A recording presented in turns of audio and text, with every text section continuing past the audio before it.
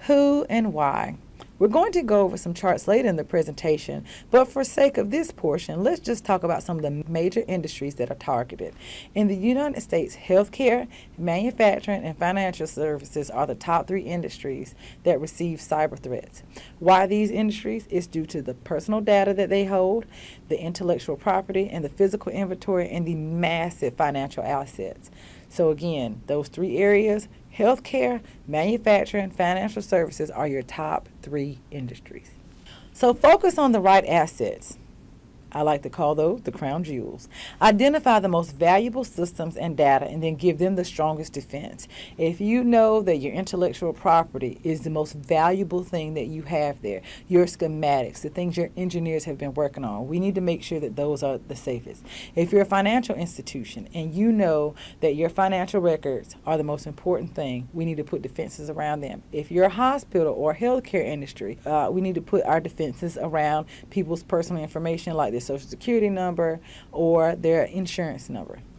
Apply deep analytics. We all know that humans are creatures of habit. They come to work at the same time and do familiar tasks.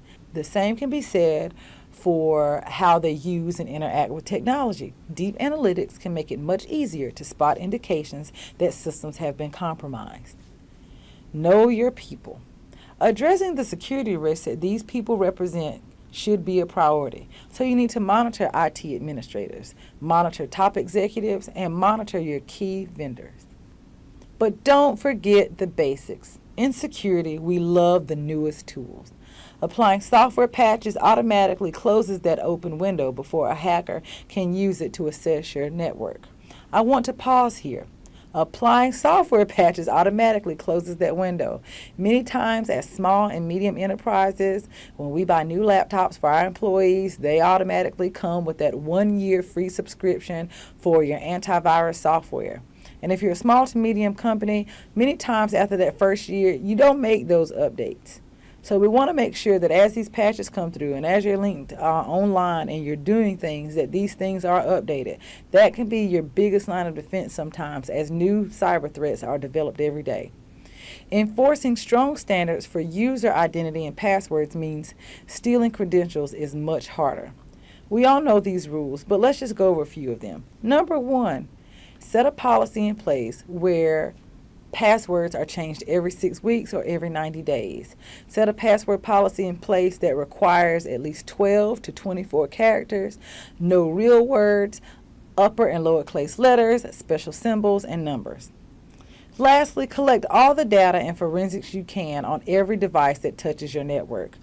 If you allow individuals to use their cell phones, if you allow individuals to use tablets, if we're allowing individuals to use our laptops, especially if they're from home, you need to know what those devices collect, what is downloaded, what is uploaded. So again, we want you to collect all the data and the forensics you can, that you possibly can, without doing anything to your personal business on every device that possibly touches your network. So what are some things that you can do to protect yourself? At this moment, we're going to take some time to talk about some strategies that you can employ when you're online.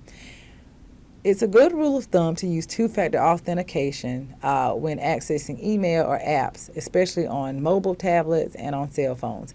What is two-factor authentication, you might ask? This is when you employ a strategy that before you access any network, whether it be email, whether it be a banking application, that you have a code sent to either another email address or have a code sent to a landline or another cell phone. That way, the only way you can access that application is by using the code that's sent to you.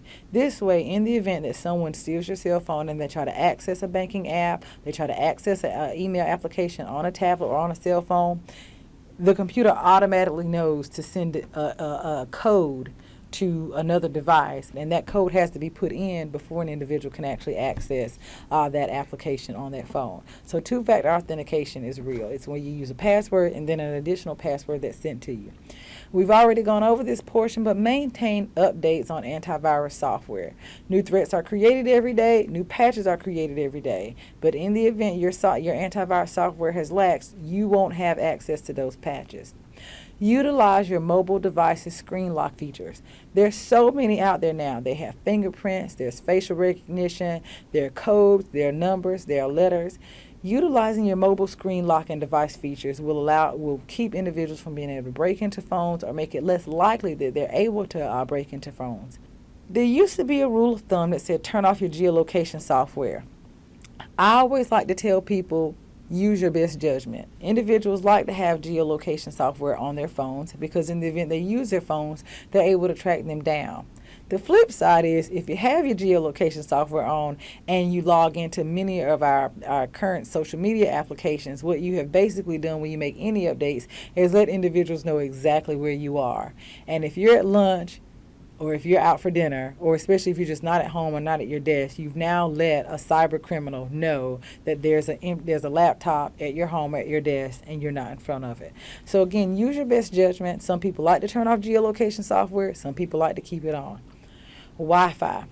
Limit your public Wi-Fi use to surfing only. We don't need anyone making any major financial transactions or any major bank deals or sending any intellectual property or any schematics across a public Wi-Fi network.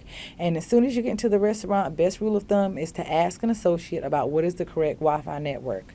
We're going to go through a scenario right now. I like to call this one man in the middle. So we have a coffee shop or a hotel lobby scenario. Many times, as a small or medium business enterprise, you might stop in a local coffee shop that has Wi-Fi access or go into a hotel lobby in between a conference just to get a little bit of work done. What you think happens is you, the user, access the router that then accesses the internet, and then information comes back through the internet, through the router, to you, the user. But many times in those spaces, we have individuals that we call the man in the middle. The man in the middle actually has a twin router. So you might see a router that's called coffee shop guest. And because you're in the coffee shop, you assume this is, of course, the Wi-Fi network for the coffee shop. Or you might see a Wi-Fi network that says hotel lobby guest, and you assume this is the hotel lobby guest access. But what actually happens is you, the user, access the twin router, which goes through the identity thief and then accesses the internet. And anything that comes off the internet before going back to you has to go through the identity thief's computer and through the twin router. Again, the man in the middle grabs, modifies data that is sent or received.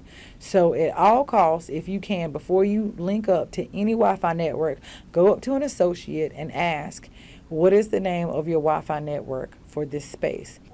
Good rule of thumb. Also remember that doesn't mean that there's any added protection on this Wi-Fi network. No, the account that they have is probably no different from the account that you have at home. It's just a commercial account. It is somewhat safer based on the fact that at least you know that this is the network that this establishment holds.